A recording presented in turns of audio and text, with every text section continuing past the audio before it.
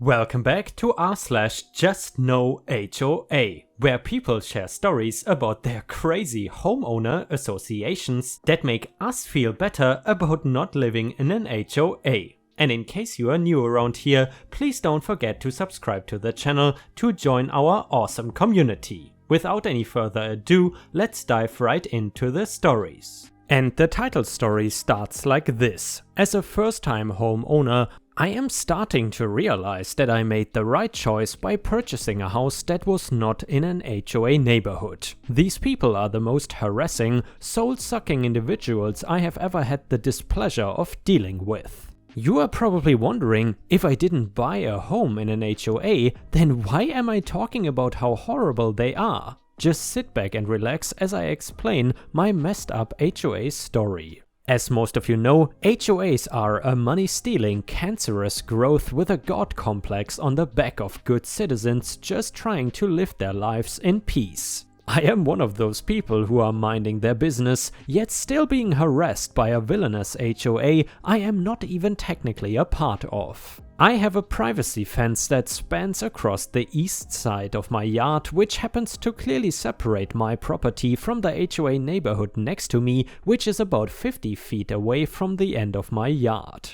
It does not take too long of me living there before I start receiving letters in the mail about how my home needs to conform to their HOA standards and remove the privacy fence. The letter specifically stated that the large wooden fence devalues the neighborhood and that as a member of the organization I need to take it down and comply with their rules. What now? In no way, shape or form am I a member of the HOA, considering my home is not even in their neighborhood, plus I never signed anything at selling saying that the home is in an HOA to begin with. I decided after receiving several annoying and threatening letters over the next month that I would respond finally. I gently stated that I would not be complying with their rules because my home is not in their neighborhood and therefore their stupid HOA guidelines don't apply to me. The same letters continued throughout the next week, stating that because my house is within proximity of their neighborhood, that I would indeed need to follow their rules or I would be subject to hundreds of dollars in fines. Again, my mind was blown. How am I a part of this dumbass HOA if I'm not even required to pay monthly fees like the rest of the homes in the neighborhood? My frustration mounts as I receive more and more nonsensical letters about my fence and this blasted HOA. Now they are actually sending fines, so I decide it is time to crash the party when they have their next meeting, which they stupidly advertised in their last few letters. I go in armed with paperwork from the county with my deed and my original signed mortgage documents, and once it was my turn to talk, which didn't take long considering there were all of 6 people there, including myself and the ones on the board, which consisted of 1 woman and 2 men. The woman didn't have much to say about the issue, but one of the 2 men decided that he would speak up. He must be the a-hole that is sending the letters, since he seems the most invested in the subject. I state my case and show them that I have documentation to argue my point. The guy, we will call him John, laughs, yes, he actually laughed at me, and says that because the home is within so many yards of their neighborhood, it puts my property within their jurisdiction to dictate how it looks and what I have in my yard. This is clearly the biggest pile of BS I have ever heard. I continue to disagree, rifling through documents to prove that I have no legal obligation to their HOA and its policies. All the while, this guy keeps repeating himself, saying that he knows that it is hard to see where their dividing line is, but it is there and I have to follow their rules in the most condescending voice ever. As calmly as I could muster, I say that I will be back at the next meeting to argue my case, maybe with the presence of a lawyer too, to which they didn't care. I was absolutely fuming, absolutely livid that someone could just force me to comply with their silly rules only because my home is close to their neighborhood. I suppose the only thing to do is to either do what they say or get a lawyer. This guy John didn't seem like he was open to using much reason when it came to me and this privacy fence. What does he have against this totally normal fence anyways? Letters continue to pile up as I wait for the next meeting and hire my lawyer. I'm gonna be honest, finding lawyers that want to deal with petty HOA disagreements is kind of hard. So after finally finding a guy, we will call him Tim, who wants to take the case, we prepare all the paperwork. He sends John and the HOA board a letter asking them to cease bothering me anymore about my fence as my property is not within their jurisdiction. If they continue to harass me, I will politely sue their asses off. After this, I received another letter talking about how my lawyer and I were invited to the meeting and we would further discuss what actions should be taken with my property. This honestly just pisses me off even more. The day has finally come, the board meeting is here and I am excited to deliver my justice. After 2 months of harassment from them, I cannot wait to shut them down. I take myself and the lawyer to their meeting and slap them in the face with all the same documents I have given them before, but this time I have legal action I will take if they don't leave me alone. I seem to be the only person from the neighborhood at the meeting this time. It is quiet and John has this smug look on his face. He asks if he can be the first to speak and has my lawyer take some papers from him. My lawyer, Tim, looks them over, asking where he got this. He says that he went to the county and had it pulled from public records. I look over and read something about my house is within their neighborhood's property line and that I do have to follow their HOA policies. My lawyer continues to look at it with an expression of dislike and confusion.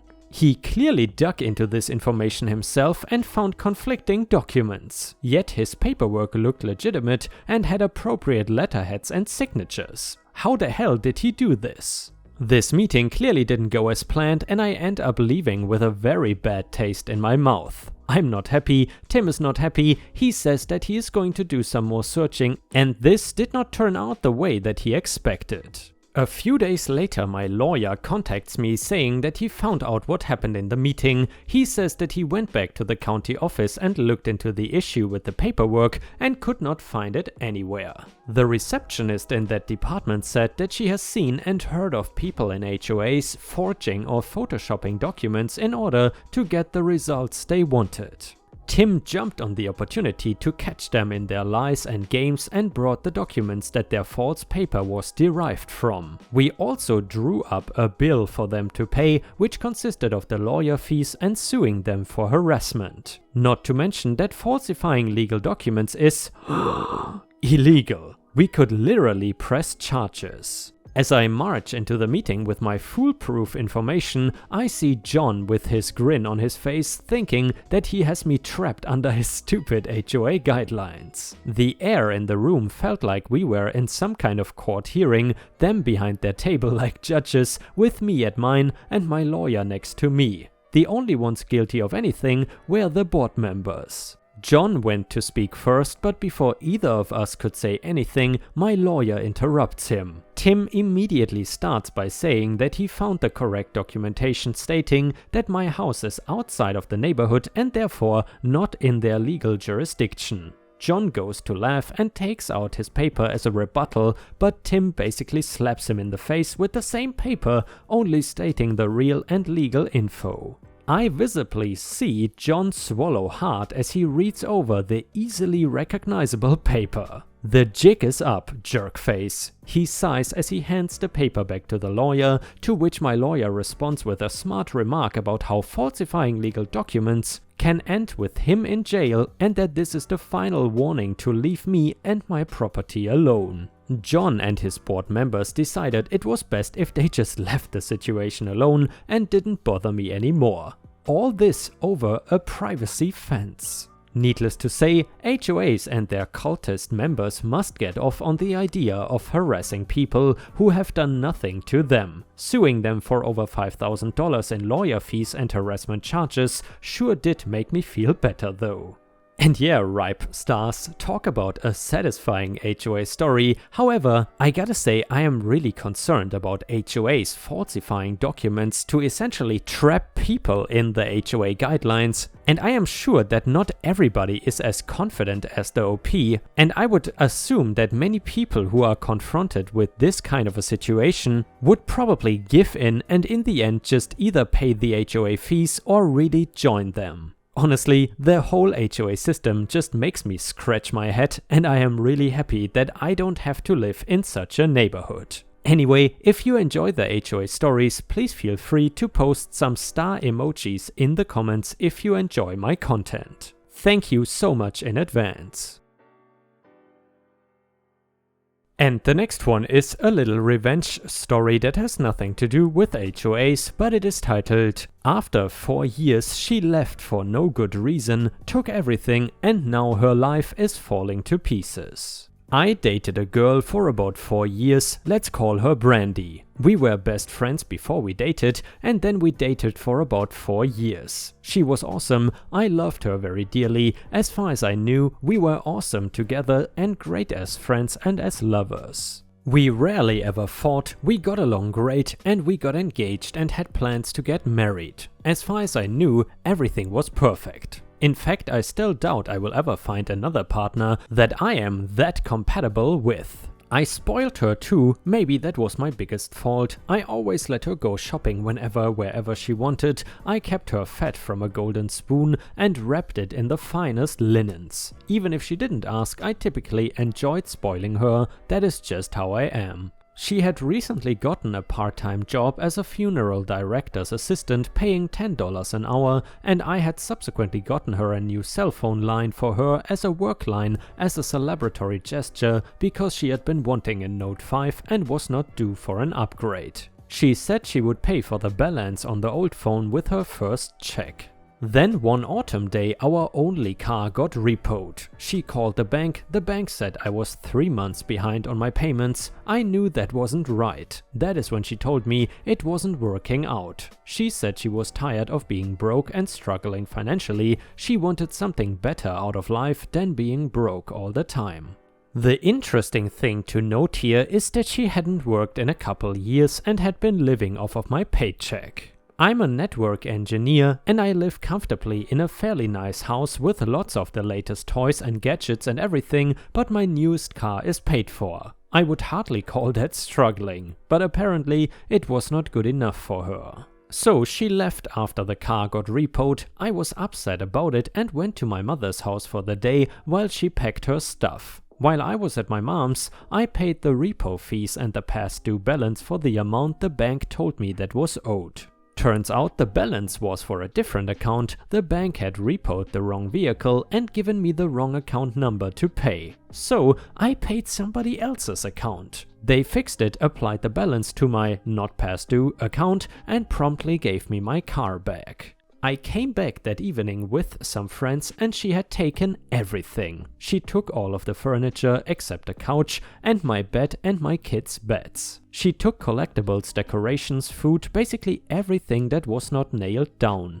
Also, when she left, she took her 2 cell phones that I've been paying for on a payment plan, so I still had to deal with my cell phone still being $300 a month for 3 phones when I only use one of them. And damn, Ripe Stars, I gotta say, these people pay a lot for smartphones. Anyway, I still owe $1,200 for those 2 phones, and then there was a matter of a $2,000 loan she had taken out with my mom that she agreed in writing to pay back. I sent her an email a few days later asking for my stuff back and for the money she owed, and she responded that I was harassing her and that if I ever contacted her again, she would call the cops and threaten bodily harm from her stepdad. So I suspended her lines and didn't say anything. She called me from a borrowed phone the next day to ask me if I was going to tell her before I turned her phone off. I said I didn't feel like I need to, since they were my phones and the account was in my name. Since then she has tried to have my electricity turned off, which didn't happen because they called me to confirm. She has tried to sell my car without having it in her possession, which failed. She has tried to call the police on me for harassment, dumped trash in my yard and called the HOA and broke into my house and left things and took other things on several different occasions. I have changed my locks and set up security cameras since then. So enough of the backstory, here is where my revenge comes in. I took her to small claims court for $9,500 for property and damages and all the money she owed, and I won. Granted, I have to pay to have that enforced, and honestly, I don't even care to enforce it, but I won. Revenge is mine. I also got a promotion at my job since she left and was recently given a raise and a big fat bonus. I just got a $1,000 voucher from Delta since they screwed up my flight, and things are generally better than they had been before she left, tenfold. She lives with her mom in a tiny room with no air conditioner and no heater and cannot get a car. My buddy owns a car lot she tried to buy from him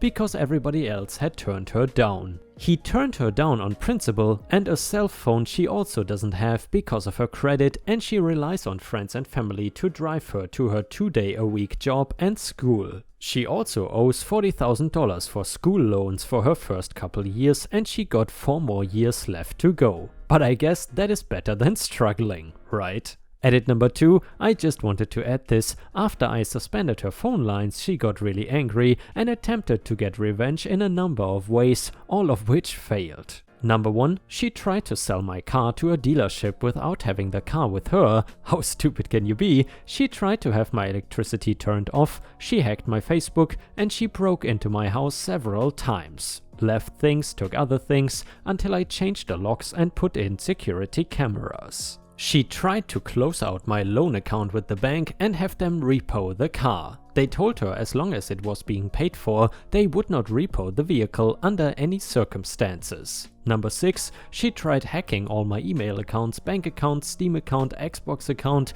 and any other account she could try and screw me over.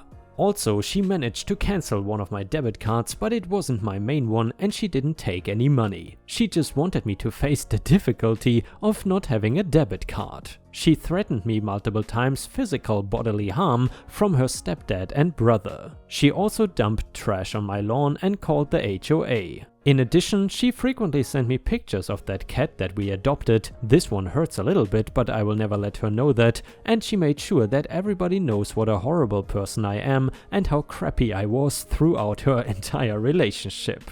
Through all that, the only time I ever contacted her was to ask for my stuff back once. That's it.